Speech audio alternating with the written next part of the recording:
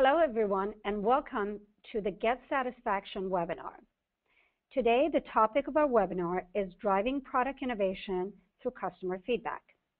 My name is Azita Martin, Vice President of Marketing at Get Satisfaction. And today, we have a special guest, Evan Grossman, Vice President of Product Strategy at athenahealth.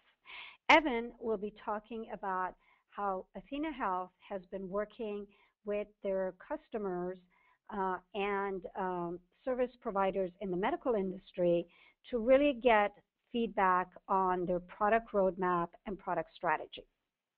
So welcome, Evan. Before we begin, I'd like to spend just a couple of minutes talking about what Get Satisfaction customer community is all about. Get Satisfaction is the leading customer engagement platform designed to build authentic relationships between customers and companies. There are over 65,000 customer communities today that are powered by Get Satisfaction customer engagement platform.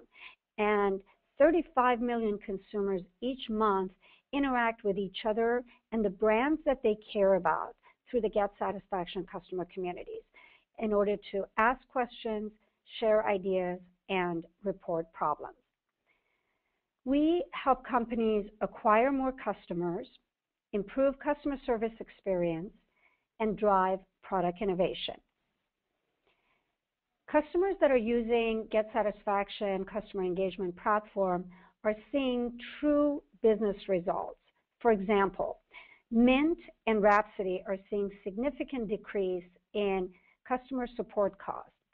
Rhapsody is seeing over 50% reduction in customer support costs, and Mint.com is seeing 75% reduction in their support tickets. TechSmith, a technology company, has gathered over 1,200 product ideas from their community. And Procter & Gamble has over 9 branded communities, 9 brands that are powered by the Get Satisfaction community. So with that, I'd like to pass it on to Evan Grossman, and he will be talking a little bit about who athenahealth is and how they're driving product innovation by gathering customer feedback through the Get Satisfaction community. Evan? Great. Thank you, Azita.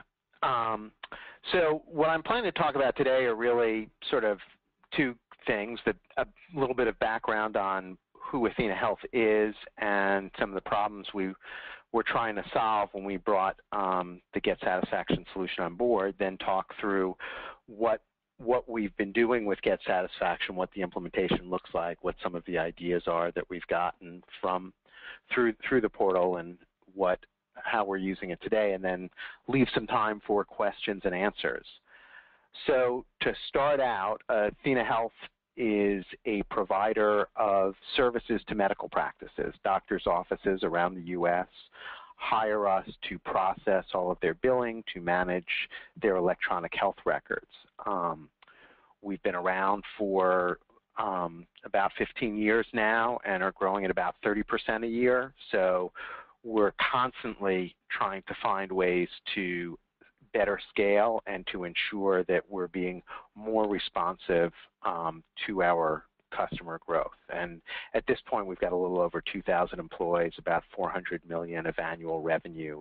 That's all services-based revenue. We don't do any licenses if there's software companies listening in. And our fundamental problem, which I think faces all technology companies and probably all companies, is how do you prioritize your limited R&D resources? For us, really, one of the big limits is not the number of ideas of good things to do, but the ones we're able to pursue and pursue well. And we have 5 different service lines.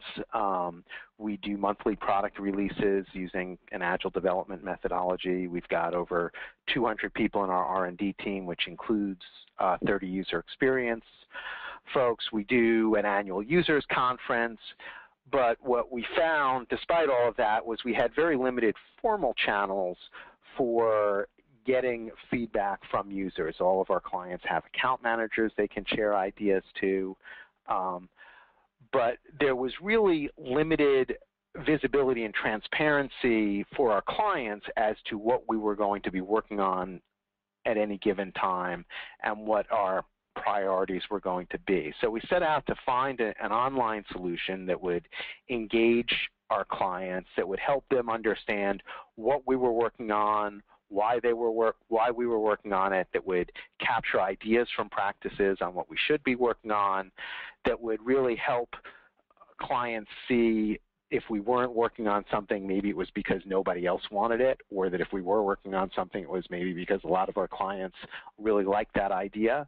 And we also wanted to use it and are using it to get some more real-time feedback, not as a substitute for what our human factors and user experience people do, but as an adjunct to that. And also, of course, to identify new ideas. I think we, hopefully, most people out there subscribe to sort of Bill Joy's law that no matter how many smart people are in a room, there's more smart people outside the room. And I think we know no matter how good we are at coming up with our ideas, 30,000 doctors on a network are probably going to have a few more ideas, and some of them will be better ideas and ones that we come up with. And let's listen to their priorities for them on occasion. So that was what we set out to do. And we selected the Get Satisfaction solution. We're a big believer as a software as a service company ourselves, and not trying to build anything we don't have to, and not having to go out up front with a crazy license. So we signed up for Get Satisfaction at some point in probably mid-2011, and went through a lot of internal politics here prior to rolling it out, but started getting it out to our doctors in early 2012. And we focused exclusively initially on using it for product ideation. Get Satisfaction has a number of other features around customer support and praise, and for a number of reasons we decided not to start using those yet as part of our integrated customer support process, but to start with ideation. We're also using it as a private community, so the only way to get onto what we call Suggestion Board, which is how we've branded the Get Satisfaction functionality, is if you're already logged into AthenaNet, which is our solution.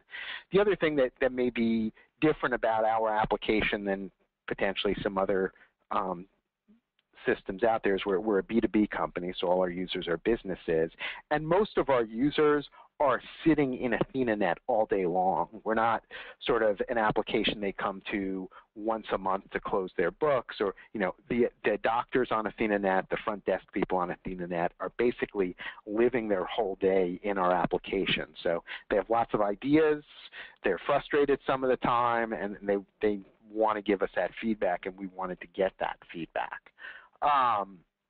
And essentially, as we've rolled it out, we've seen a large number of ideas coming in and really getting increased engagement from our customer base. So let me give you one example of that. Like many technology companies, we've been trying to understand the best way to provide mobile support to our clients. A question that was getting asked all the time, both by to our salespeople, to our account managers, to anyone our customers get a hold of, is when can I start using Athena on my iPhone? And we've had that question for a long time. And prior to Get Satisfaction, in product strategy, we'd send out sort of regular updates, which would be sort of push emails to folks in the company. And then next time a client complained or asked, like, where are you with the iPhone? Hopefully the account manager would find the email that I had sent 3 weeks earlier and tell them where we were. With Suggestion Board, one of the most popular ideas was, Athena needs to work on my iPhone. And we actually preceded, when we launched Suggestion Board, with a number of ideas that had come in through our support desk to make sure that when we launched, there were ideas and responses to those ideas live. And so that quickly became the most popular idea, and we provided updates initially monthly and then in some cases weekly on where we were. And then we actually decided to do a soft launch of our iPhone application. So we made it available but didn't tell our entire user base to our release notes it was available, but we did tell the folks on suggestion board that, hey, if you want to try out the new iPhone app, log in. It was m.athenahealth.com to log in. Log in and you'll be able to use it. And we got great feedback. We were able to also provide, I think, some good insight to our clients as to why we were starting with some limited functionality. So it helped, I think, prophylactically set expectations with clients about what would and wouldn't be available in the first version of the iPhone application, help them understand why we had prioritized things a certain way. And so when clients then said, well, how come I can't do X? We said, well, as we said, our target initially is doctors using this out of the office. Here's how we're supporting them. We love those other ideas. Please continue to log them.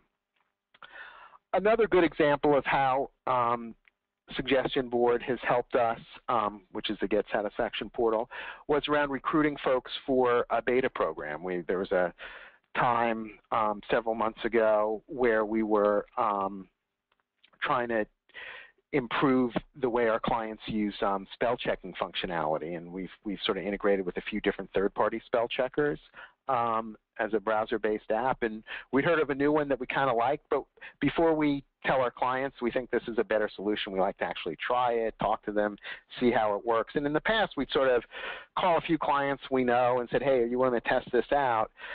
Someone who works for me at Equan just put it up on Suggestion Board and said, hey, we need some people to try this new solution that will actually check the spelling as you type, unlike the one we were using before. Let me know if you're interested. And within a few hours, we had 10 practices say, yes, I'm interested. And what we did is we actually paid the license fee. It wasn't like $20 for those practices to try this new spell checker.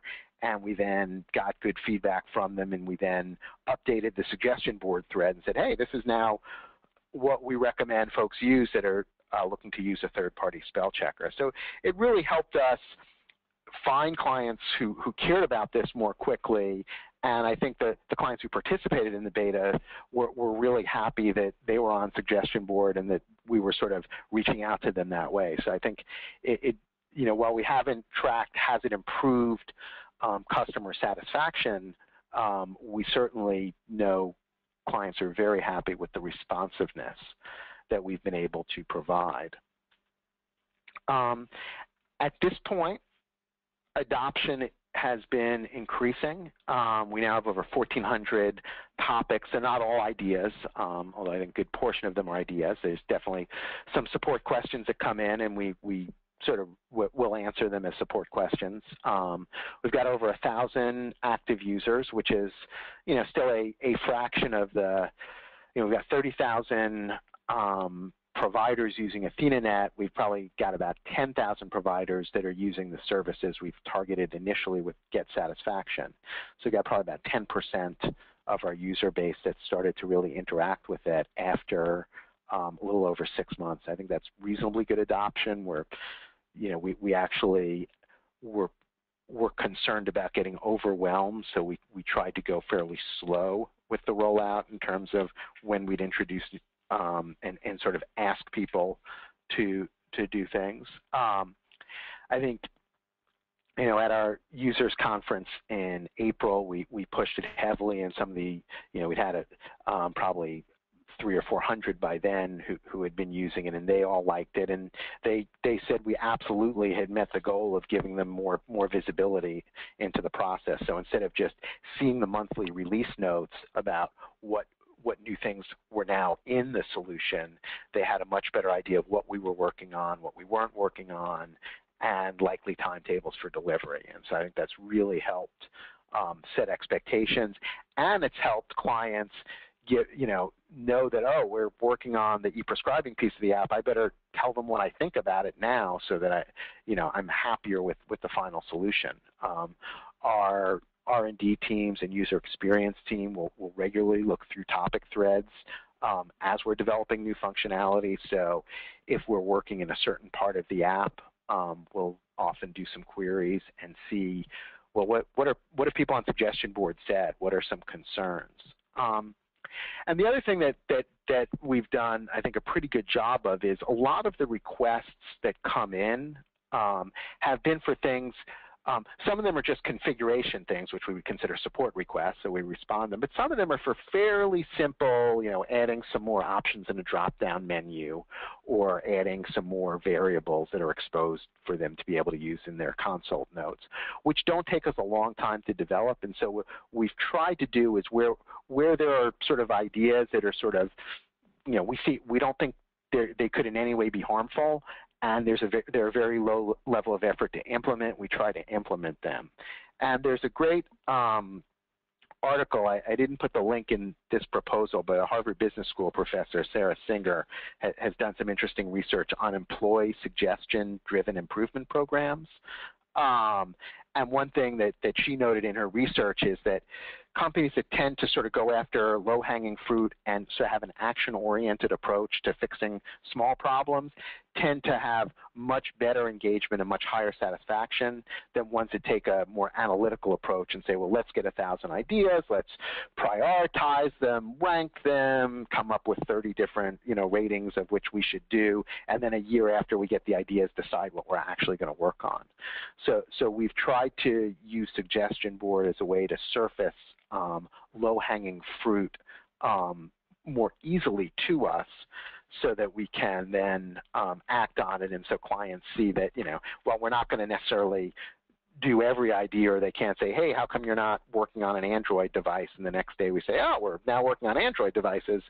We can at least meet some of their needs fairly quickly, and so they get a sense that when they raise a concern via Get Satisfaction that we may be addressing it. So that's all I've sort of prepared, and I know there's going to be a bunch of questions out there, and happy to talk through what we've learned and what's been developed. Terrific. Evan, thank you very much for this insightful feedback and presentation.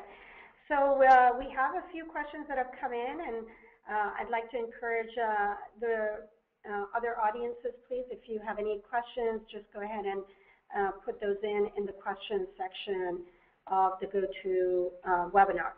So Evan, can you, one of the questions was, you mentioned that you have a private community. Can you kind of explain the difference between the private community versus, many of the public communities that are out there? Sure. So as a B2B site, one of our concerns was we didn't necessarily want all of our competitors able to see what features we don't have in our application, right?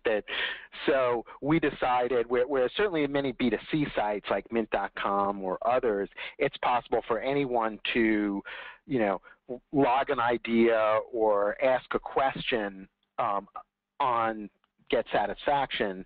We decided that we would limit access to Get Satisfaction just to current clients, and because all of our clients are logged into AthenaNet all the time anyway, it was very easy to create a simple single sign-on connection between the two systems. And so the clients are really on the help part of the menu in AthenaNet. They just, under help, they click Suggestion Board, and it takes them right into the Athena branded Get Satisfaction. So they probably don't even realize they're leaving AthenaNet when they're doing it. But that's considered a private community because no one on the internet can just go in and, sort of see what functionality our clients are unhappy about or use any of that against us potentially, which had been our concern. Right. Terrific. Another question that came in is, how long did it take you to go live with your Get Satisfaction community? So the actual, the go live was sort of a couple of weeks, so from when we signed the contract to when we had sort of a working prototype was a few weeks. We then spent a lot more time, as we are wont to do at Athena, to really make sure before we opened it up to our customers that we had defined a lot of policy on how we were going to respond, who was going to respond. So there was a lot of internal process we wanted to make sure we got right before we just sort of potentially opened floodgates and didn't know what was going to come through them. So it was about a 6-month process where we figured that out, where we had a fairly limited beta of, so we started I think sort of a couple months after we had signed the contract, we turned it on for use by our account managers and support desk, just to sort of, start logging ideas and commenting, and that gave us an idea of sort of, help work out the kinks, and then helped us set a process and get those folks to become advocates for what it would be doing. And then we put it in our release notes and opened it up to the general public. I think we did a roll. We basically opened it up to sort of, I think, a few hundred clients in December. Probably we got it up to about 1,000 clients by the end of January, and then we opened up to everyone in our February release. So again, we just wanted to be conservative, not knowing, we were concerned about getting slammed with 200 new ideas and then not being able to respond to any of them, and clients getting frustrated that this was, not a very useful or, mechanism that we were engaged with. So we were just very careful in rolling it out to ensure that, it was going to be a real two-way communication, and not, right. And that's why we took I think a reasonable go slow approach. Evan, you actually touched on one of the questions that just came in a couple of minutes ago, and we have a lot of other great questions that I'm going to go through. But the question that was relevant to what you were just saying is, how do you suggest managing the fear of having too many ideas being submitted and not enough R&D hours to actually develop and implement those suggestions? Yeah, I mean, it's I mean, welcome to my, as I tell people, my day is not going into an ice cream store and deciding which flavors I'm going to eat. It's much more like, being in a boat in the North Atlantic with, 30 people, and if we don't throw 10 people out of the boat, we're not going to stay afloat. So, often there's really good ideas we don't have time to do. What I think Suggestion Board has done is it's helped give clients that perspective more. So, all the good ideas are around anyway. I think sometimes it's helpful for clients to see how many good ideas there are. Sometimes it's helpful for clients to realize that their idea isn't a good idea. So I think, there have been a few cases where clients have suggested ideas and other clients have said, well, we wouldn't really like that, and here's why. And so things that, clients may have thought were no-brainers, they now have a better understanding maybe of why we're not going to jump on that as quickly. So you will certainly get more ideas than you can develop, but I would hope that, any good technology company already has far more ideas than they can implement. And what this does is at least gives a little more visibility and transparency. The other thing that we had found when I was going out and doing roadmap presentations to clients was we're actually working on a lot of their priorities at any given time, but they just didn't know it. So they were kind of feeling like we weren't being responsive. And so just having them be able to see like, oh, okay, this idea you're working on, it's coming later this year, and having that visibility, it was a huge win for us. So, I think the enhanced visibility and transparency sort of trumps the fear of, people are always going to suddenly realize there's 2,000 things you're not working on at any given time. At least I think that's what it's done for us. But it's certainly an understandable concern. Sure. Another question that we got is, how did you first announce this to customers? It seems that getting a critical mass of users is really key to success of a community.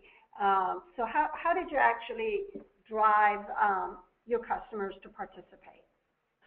Yeah, so did we go out and buy some eggs, or did we buy some chickens first?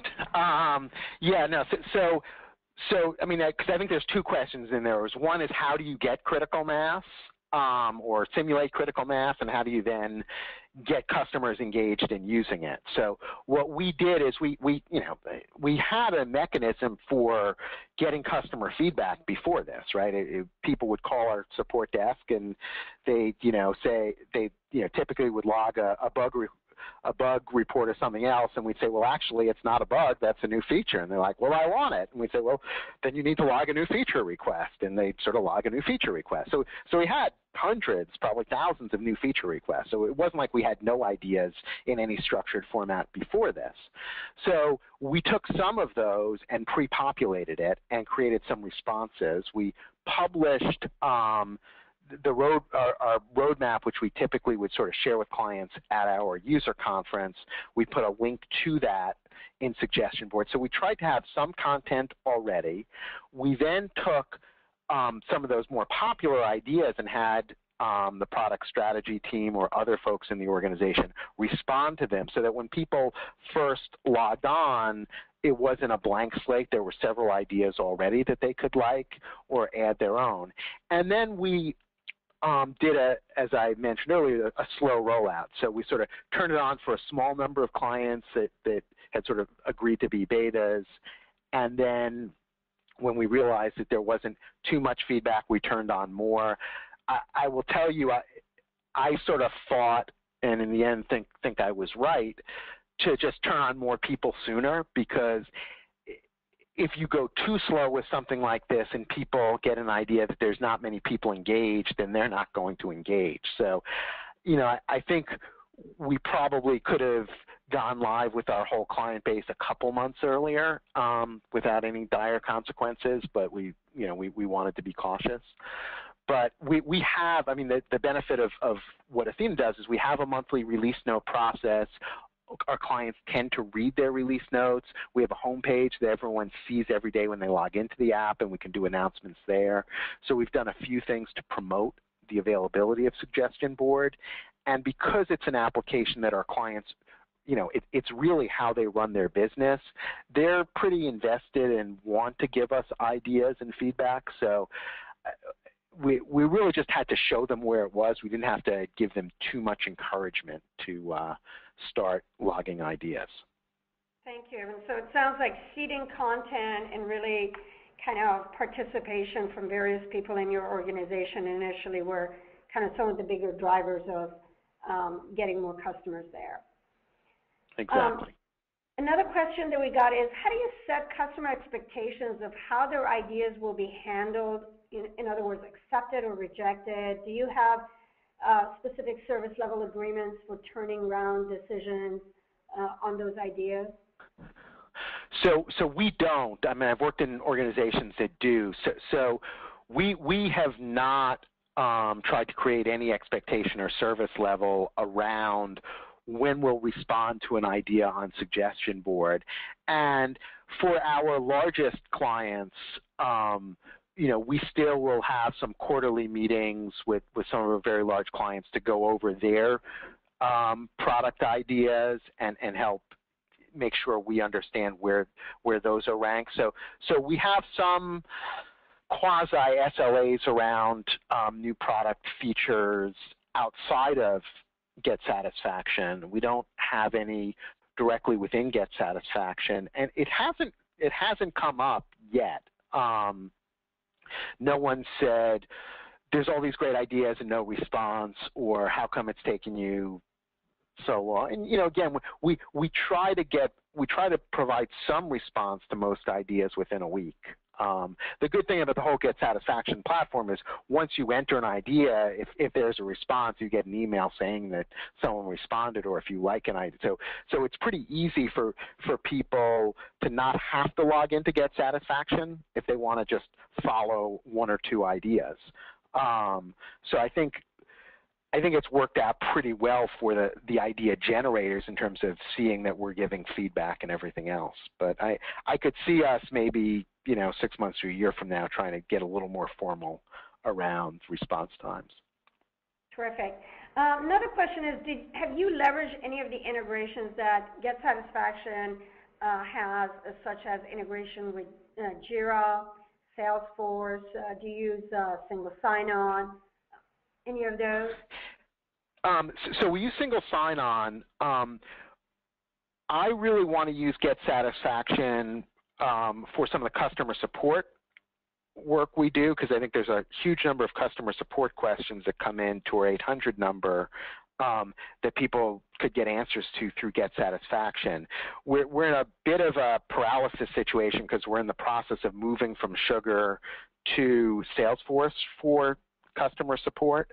And so it's been one of these frustrating things, just to air our dirty laundry, where, well, we don't want to have a non-integrated customer support system, and since we're in the process of moving, we're not going to invest in connecting it to Sugar today. So I think when we migrate our support onto Salesforce, we'll then use the Get Satisfaction integration. I know Get Satisfaction has integration with Sugar, so we could technically do it today, but we haven't. And we're not using Jira for bug tracking. We're using a system called Hydra, and we haven't.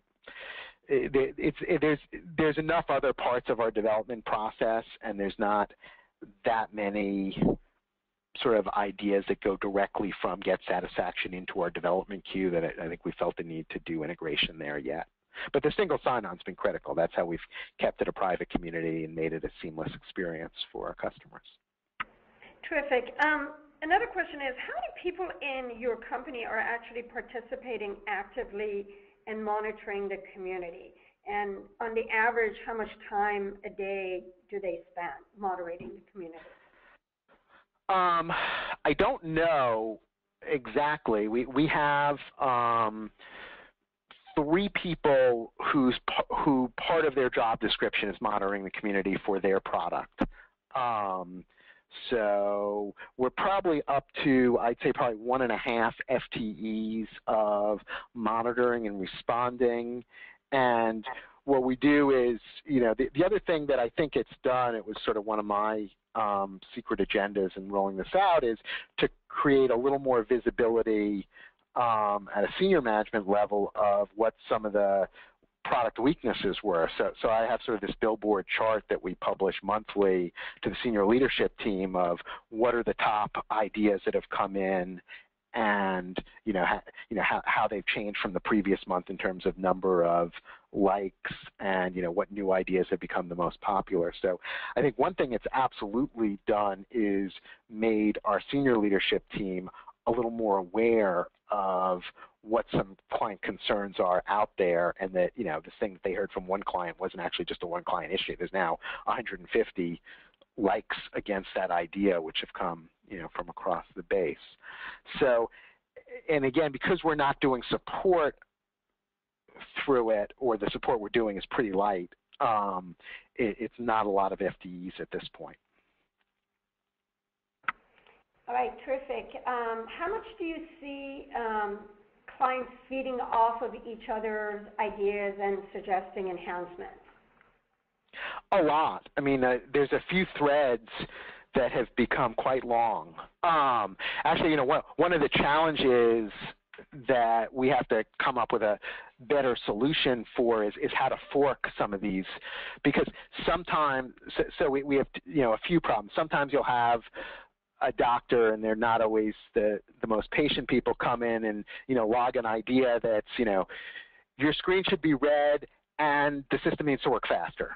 And so that's actually 2 ideas, but getting them to log them as 2 separate ideas isn't always easy, and it's sometimes difficult to fork them. Likewise, it's actually pretty easy when people have the same idea as separate ideas to merge them, but sometimes you'll read 20 messages down and you'll realize that what people are actually proposing is actually a new idea, not just a sort of change to an existing idea. So usually what we'll do is add a few more keywords to that to track it.